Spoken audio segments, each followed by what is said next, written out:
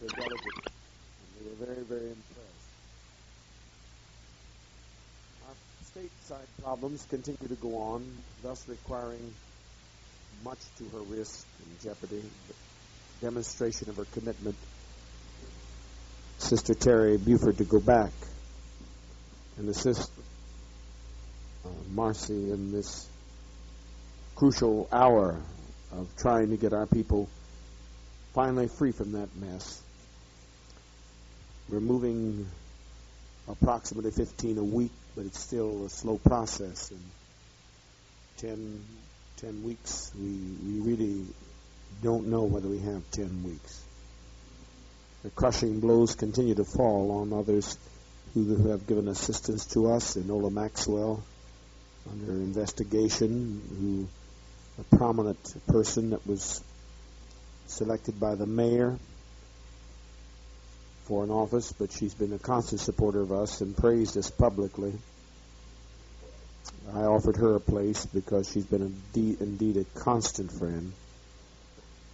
The mayor met Marceline in a demonstration which she was at on behalf of Enola Maxwell. And the mayor came up and kissed her and said, "I'm with you." I thought I'd like to puke on that shit. If he's with us, we'd like to see some cash.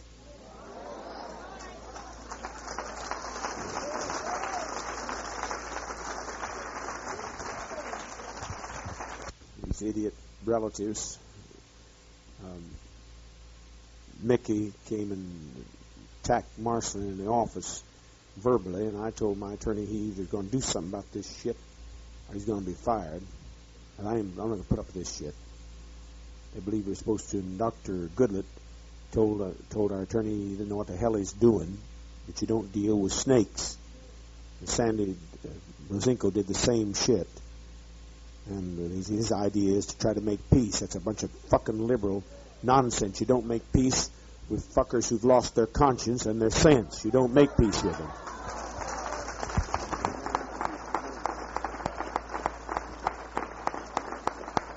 I've been adamant. It's either him or we get a new attorney, and Goodlett said he would help us in the matter because he said it's insane. There's no use for socialists to try to communicate with people who've turned over to fascism. And they're working hand in hand, hand in glove with fascist conspirators, talking to treasure agents. We know each one of them have, from the copy that we have furnished to us by this government of the Interpol, which is a Nazi-run organization, police organization, nationwide, internationally recognized amongst only capitalist countries. Socialist countries will not cooperate with it. But it is run by Nazis since it was placed there in operation by Hitler and appointed by a Gestapo, deputy Gestapo head who'd murdered millions of Jews, or tens of thousands of Jews in 1938, and as late as 1972 it was played. It was under the direction of a former Gestapo head. And it's an ungodly thing that our people who formerly tasted of the fruits of socialism and known its principles could go to that kind of an element. And I don't think that anybody that can go from socialism to deal with racist pigs deserve our conversation, and I goddamn well refuse to talk to them.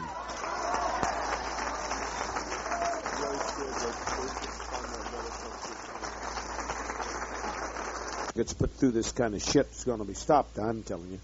I have to go back there and set up meetings and come ramming into offices and jamming into offices. They'll get jammed all right.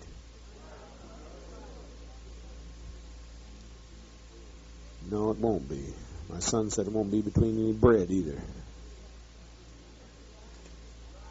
I can't think of any other thing in the news. We're fighting the court case of the Olivers, which we will win, but they're ordering another court order. These bastards are given another court order when we circumvented that, and all that takes a lot of legal costs. So I hope to Christ some of you who've been laying around and laying in your pad. I've got a list of people who are under question. This time I'm not going to mention it, the inspection team, by next people's rally, because I've got plenty to do. All of you that are in your pad better damn well be sure that you are in there with a good cause, because it's going to be brought up publicly. And I know some of you by looking. You're not doing night work, and you're sleeping too damn long, and people twice your age is doing it. and out running around inspecting. I was running around inspecting when some of you were up in the pad and went to bed earlier than I did. I don't know how you could go into bed any later than I did, being it was dawn and after. And I was up, as always, doing what I have to do. I had no small amount of tension. But it's hell to be in that radio room. I'll turn that PA system and let you listen to it. I don't know how any mortal can take it. I really don't know how I can take it. And try to handle all this shit back in the States. And all these individual cases, fight them. Last night, they brought Marvin back to town, brought him on a radio show, the motherfucker, to talk about his parents and his relatives, and they had a radio show with these bastards. They won't give him a goddamn dime, other than to whip him in and out of San Francisco. What kind of people they are. And then talk to them? Hell no, I won't talk to people like that. I ain't talking to people like that shit. Anybody that does this, of course, behind Marvin's Jackie, always a good woman or a bad woman behind any man. But the idiotic filth they told on their own relatives, and they told on Eva Pugh, and the wicked kind of shit that they had on. And Dr. Goodlett said, ignore the pukes. Eric is foolish, our attorney Gary. I'm talking in codes. Gary is absolutely stupid, he said, to try to convince these kind of people. It's impossible. Should not talk with them. Should not negotiate with them. He said he agreed with Jim. Goodlett said, slap him with some suits. And that's what the hell I've been trying to do. This fucker is afraid. He's afraid. A 68-year-old coward. Communist coward. Afraid of what the news is going to think about him. Afraid of what repercussions going to have on him. Sure, it's dangerous to be a communist, but he says he can make it in the United States. And if he's a coward, he better get out and come over here and at least have a little peace. Said the only place he ever had any peace on earth. And he wrote, talked before TV, that this was paradise on earth. And it's certainly a place to be for people who are afraid to take on the system because the son of a bitch's system's mean. That's why I want my people out of it. And no use to try to do anything about it because nobody wants to do anything about it. As I've said repeatedly, we have no choices but fascism or communism. People are not able to use democracy. You can't use democracy until you've got a conscience. Animals don't have to be democratic. Turn a bunch of damn pigs loose in this community, and none of us could live. You turn a bunch of hogs, a herd of hogs loose in this community, and there wouldn't be anything left in this community in 5 days. Hogs don't know how to be communistic. Humans are just as animalistic without the principles of Marxist-Leninism, without the dictatorship of the proletariat or the working class being dictated. It's too bad that all of us can't dictate it in common, but we obviously see with people breaking people's glasses on purpose and taking people's glasses so that their eyes will be in pain and can't see. Obviously, not everybody's able to dictate the working class sentiment. And up till now, I know that I have been consistently conscientious in doing that job, and I found nobody yet able to take the hell that I'm able to take and give out equality with the justice that I give it out. And so I have become the dictator of the working class interest and well-being. And who in the hell would want to take the choice of going the other way? You can't have any democracy in this mess. You can see from all the people who come over the States how animalistic they are. Goddamn pack of wolves. They come down to the coordinator's office and fuss and raise hell because they don't have a battery. We say, well, our guards that are guarding you from the CIA, because naturally even the CIA can hire people to come in, as we've had clandestinely until the last one was stopped. It's been only 2 weeks. First 2 weeks we've gone in our history that we never had some kind of a fiasco, some kind of an attack on us. But, and then give the presentation, we need the batteries for our guards to give you feeling protection. And even after that, they insist on their goddamn battery. Some of you ought to have a battery lit up and set up your ass.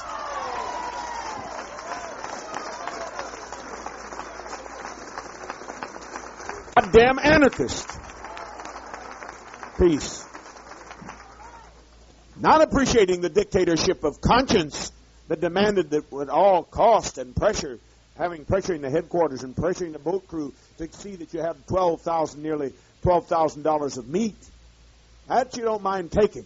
You don't mind taking all the medicine. The medical staff going to be up all night and what that costs to do these pap smears and send that blood work in. Got any goddamn idea? Into the thousands of dollars. Don't mind taking that. But if we ask you for a motherfucking battery, anarchists, a bunch of animals, worse than hogs.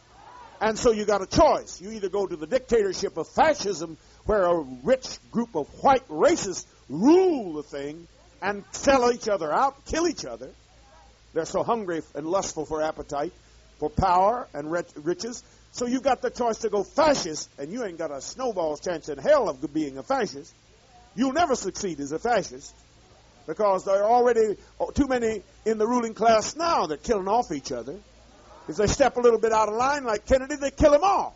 Even though he was a millionaire, he got killed off because he didn't represent as consistently the will of the dictators of the rich as they wished. So they rubbed him out.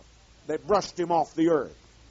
And all those sellouts have gotten the same. So you've got no choice but to be a communist. What the hell are you talking about? There is no democracy until people learn communism, which means community, which means sharing. You cannot have any goddamn freedom. Now keep your eyes on me, young man. I don't want to talk to you twice in one goddamn week.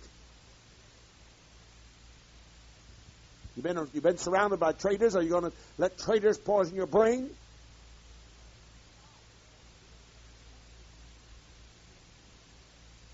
Now, I want to say, you want to learn communism, or you learn death. And I've seen it change here in Cuba. I wish I could transport you to an already made society, but I can't do that. And Cuba doesn't believe in taking foreigners in because they believe that they can have their economy infiltrated and broken up by the CIA. And obviously that's the truth. Obviously that is the truth. We got the opportunity anyway. Nuclear war is upon us. Every goddamn night is talk about whether the Arabs and the Egyptians, the Arabs are going to fight with Egypt, and Egypt is going to be in a war with Arabs, inter-party rivalry, and Israel fighting with the Arabs, and it's constant talk. They're calling a peace convention, and nobody's going to go. Nobody is going to go. In the Near East, they called a goddamn convention, and nobody has said they'll go.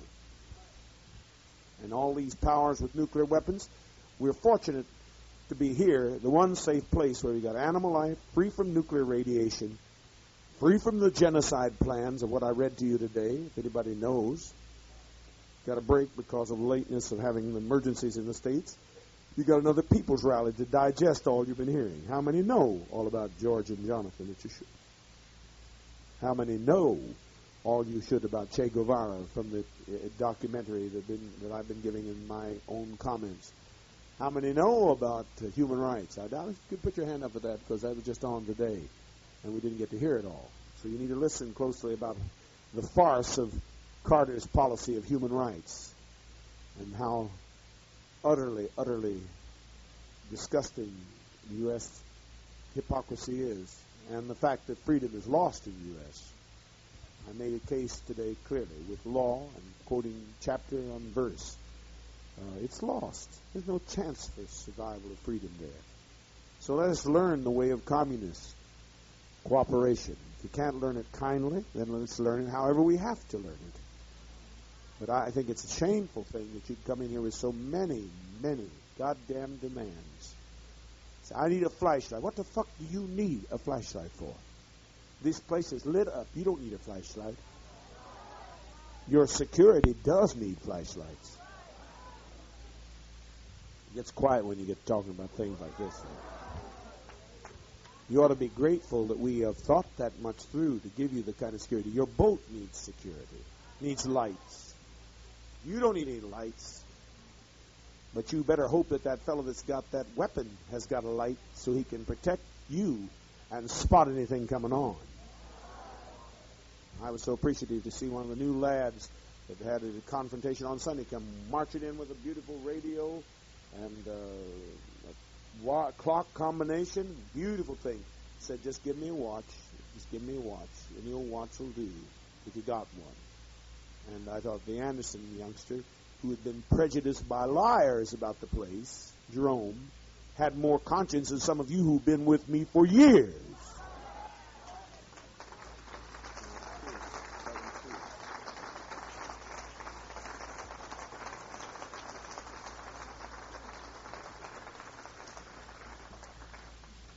I don't know where in the world. These people said they were astounded.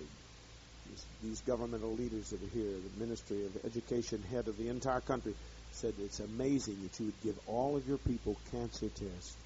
one was almost with tears, that we would give cancer tests to everybody all night long to have everybody ready for that boat. She was just overwhelmed and speechless because it takes money to take every smear. It takes money to take blood sampling. It takes money to do all that shit. It don't happen. It don't drop out of the cloud. Ain't no fucking manna falling out of heaven. That was all bullshit. Because if there was manna falling out for Moses when he went through that fucking journey, 40-mile journey, the son of a bitch wouldn't have got lost for 40 years. If somebody was able to drop something out of heaven to feed the fucker, he would also been able to give him a fucking compass so he wouldn't have been lost for 40 goddamn years.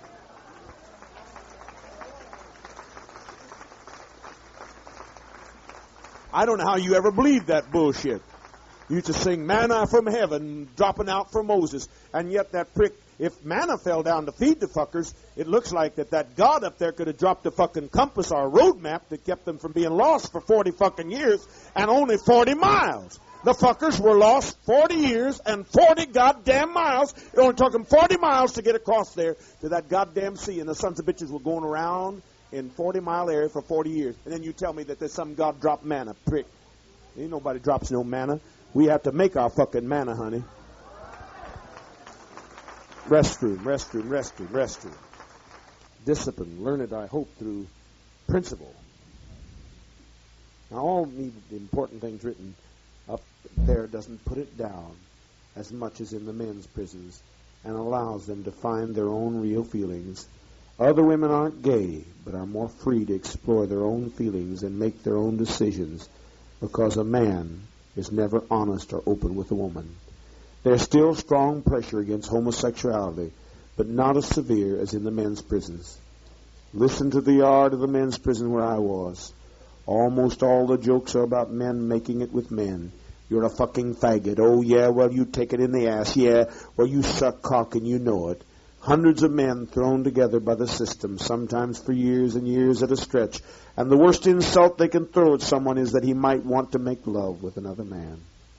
Worse, look at the homosexuality the brothers do allow.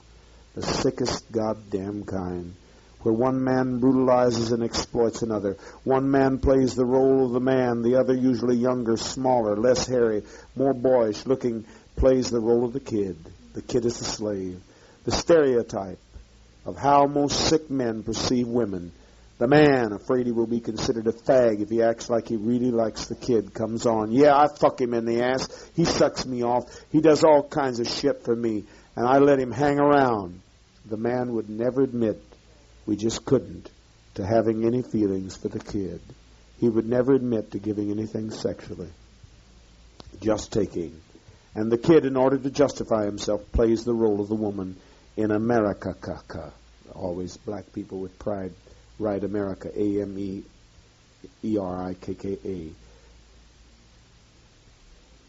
In order to justify himself, he plays the role of the woman in America, the kid does, taking the man for all he's worth, getting food and drugs and presents from the man and threatening to leave for another man if this man doesn't provide enough goodies. And under all this sick play acting, often the two men like each other deeply, down deep, but are so frightened by the system the prisoners have set up that they have to pretend they are using each other. Why do prisoners approve when one man boasts of abusing and exploiting another man, but get totally threatened when two men just say they really dig each other? Why, in this atmosphere, did you have to say that there was no women? You had to act like you're the big dick. This man was brave. He died. Can't get any braver than George Jackson. Raped and molested and kidnapped at the age of 8. And Gerald, I just don't know where your head is at. I mean, I can't even explain it. I mean, I've also been raped also after I got into my teens and after the age of 21. And the last time I was sexually assaulted, I was at the age of 22. And I was also kidnapped at that time. and a train was pulled, and I didn't know who it was. I mean, that's not where it's at. And I think you should identify with your homosexuality, because I can accept the fact that I am bisexual. And I think you ought to look at yourself much closer. Everybody was kind. So, my boy, I guess he couldn't talk about his homosexual feelings for me. I don't know what the hell was with it, but I sure don't remember anything about that. Because I didn't know what that was. Perhaps we in that generation would have been better if we had. I don't know. But I helped him. He was a rich kid, and I helped him. He was inadequate as hell with all his money. He was very inadequate. Football player and so forth. But I was working, interesting enough, I think on his math. I don't remember for sure. And he came in front of the whole assembly and dropped her panties on my desk. And boy, that is a hell of a business. It's a hell of a business. I got my ass out of that school. Went to work. Didn't get sidetracked by love anymore. And became a communist at an early age. And so I'm very grateful she did it and he did it. Because it taught me to, lots of things. And it accidentally or coincidentally led probably on to the perseverance in communism. To where I would never let sex direct me, but I would direct sex to the achievement of my goals, which were pure goals. Could have been equally bad goals if I'd gone the wrong way. So we want to think about this shit when we, if we got a steady relationship. I don't know his case. I'm just, I know it. It's much more subjective because I went through it. It's a hell of a business to be constant and not fuck one girl. And the girl that you had, whether as much as love that I've ever seen a kid could have, and then have her in front of all your classmates. It didn't make no difference that some years later she wanted me back. Come up to me, the pain and the damage that would. If it hadn't have been, I don't know what the hell kept me from suicide. I don't know. Responsibility, I guess. I guess it was, someplace in there. It was an animal that needed me. So I took my animal. Because sure as hell didn't think anything else needed me. I took an animal.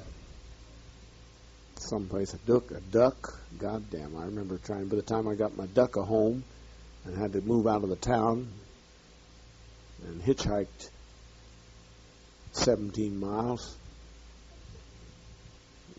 Hell, it's good. But you people make a habit of, if you've been hurt, don't try to hurt somebody else. I don't know anything about his case. For Christ's sake, there's enough pain. But Johnny said it very well. Don't take the responsibility. I mean, kick it off on somebody else. It's you got your part in it too.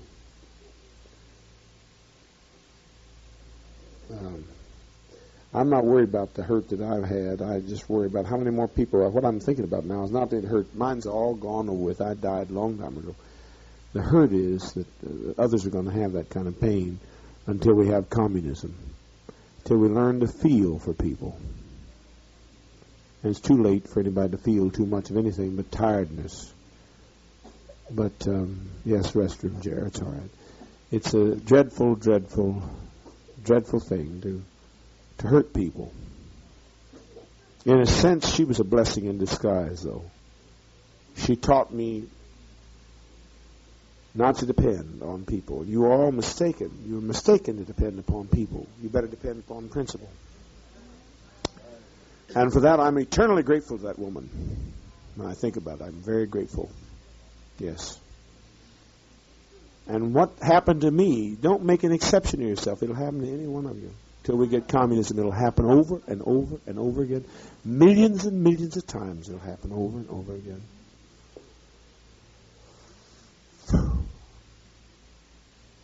So we are not going to inherit your babies. Some people are principled and don't want to run around here and scatter babies all over the place.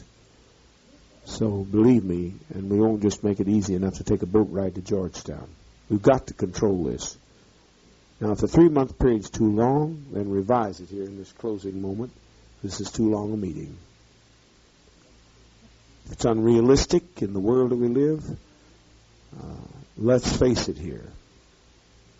But